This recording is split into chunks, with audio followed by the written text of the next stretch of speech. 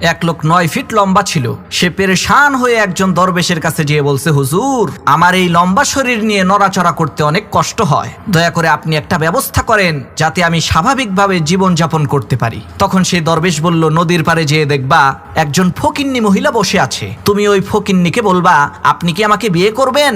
ওই ফকিন্নি যদি অস্বীকার করে না বলে তাহলে তোমার 1 ফিট হাইট কমে যাবে। তো সেই লোকটা দরবেশের কথা অনুযায়ী ওই ফকিন্নির কাছে যেয়ে বলছে, আপনি কি আমাকে বিয়ে করবেন। ফকিন্নি বলছে না। তখন সাথে সাথে 1 ফিট হাইট কমে গেছে। লোকটা চিন্তা করলো, 8 ফিট লম্বা, এটাও তো কম না, আর একটু খাটো হইলে ভালো হবে। সে আবার ওই ফকিন্নি মহিলাকে বলছে, আপনি কি আমার সাথে বিবাহ বন্ধনে আবদ্ধ হবেন। ফকিন্নি বলছে না। সাথে সাথে আর 1 ফিট হাইট কমে গেছে।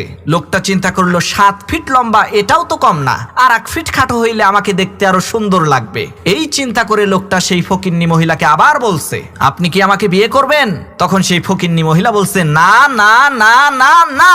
তখন সাথে সাথে লোকটা একেবারে ছাগলের বাচ্চার সমান হয়ে গেছে।